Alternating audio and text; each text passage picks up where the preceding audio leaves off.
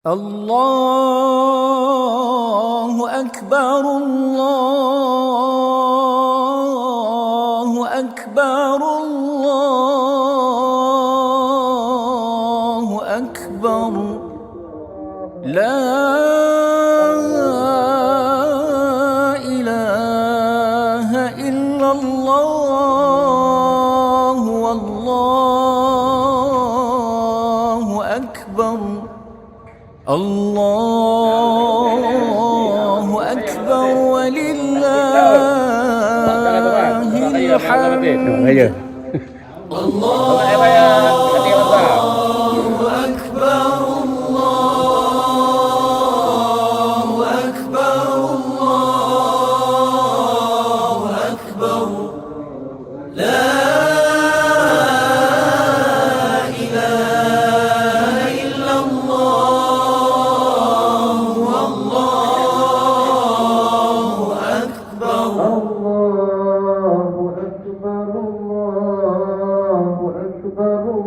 الله أكبر لا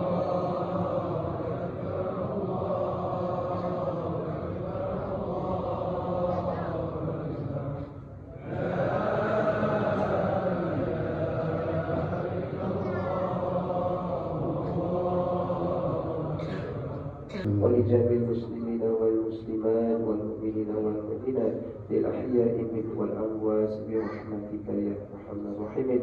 ربنا آتنا في الدنيا حسنة وفي الآخرة حسنة وقنا عذاب النار. وصلى الله على سيدنا محمد وعلى آله وصحبه أجمعين والحمد لله رب العالمين. السلام عليكم ورحمة الله وبركاته. الله أكبر الله أكبر الله أكبر الله أكبر الله أكبر الله أكبر الله أكبر الله أكبر الله أكبر ولله الحمد.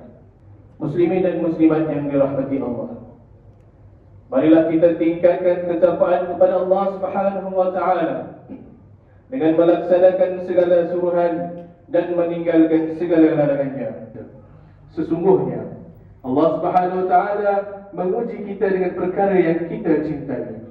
Dalam banyak keadaan, perkara yang paling kita cintai tanpa kita sedari ialah sifat kesombongan diri. Rabbana atina fid dunya hasanah wa fil akhirati hasanah wa qina adzaban nar. Fa ya ibadallah, inna Allah ya'muru bil 'adli wal ihsan wa ita'i dzil qurba wa yanha 'anil fahsya'i wal munkari wal baghi يعظكم لعلكم تذكرون فاذكروا الله العظيم يذكركم واشكروه على نعمه يزدكم واسألوه من فضله يؤتكم ولذكر الله أكبر والله يعلم ما تصنعون. الله أكبر الله أكبر الله أكبر ولله الحمد. السلام عليكم ورحمة الله وبركاته.